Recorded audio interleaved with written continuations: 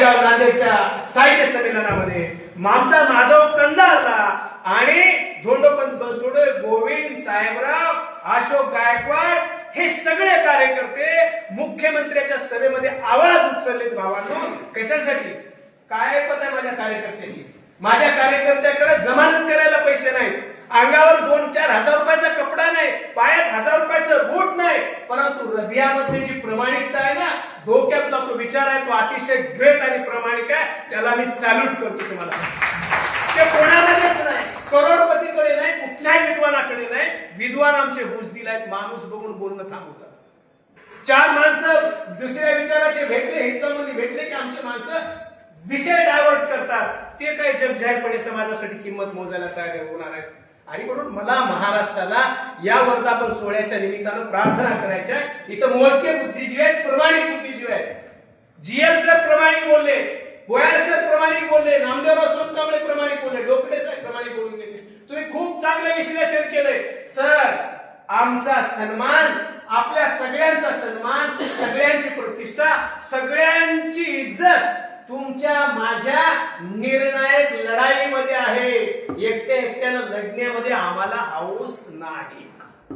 2008ला भूमिपूजन होतं, अशोकरावचं मुख्यमंत्री पद गेलं होतं, सामाजिक न्यायमंत्री शिवाजीराव मोघे होता बरं का. आणि आमच्या लहुजी साळवे आप्पासाहेबांचं काय झालं? एवढंच बोललो मी. अर्जुनराव गायकवाड साक्षीला आहेत, उत्तम गायकवाड येऊन गेले, आम्हाला तुडू तुडू तुडू मार्काने एकचं काम करण्या नाही.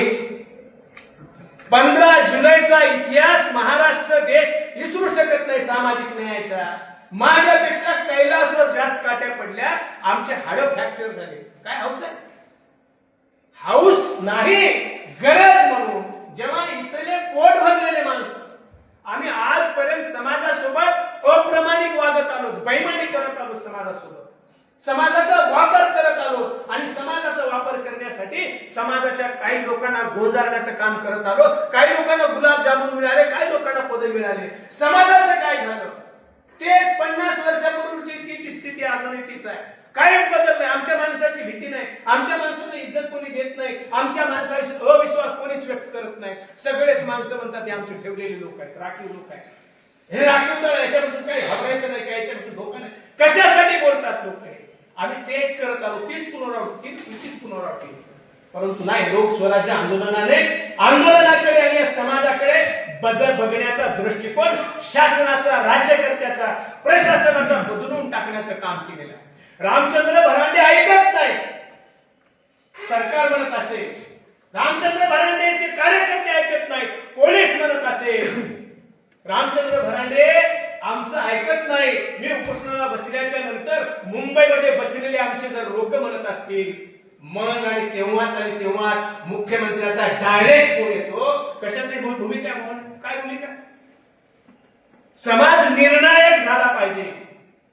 समाजानं, समाजाच्या चळवळीने, समाजाच्या विचारवंतांना, समाजाच्या कार्यकर्त्यांना स्वतःच्या अगोदर समाजाच्या प्रश्नाला प्राधान्य दिलं पाहिजे.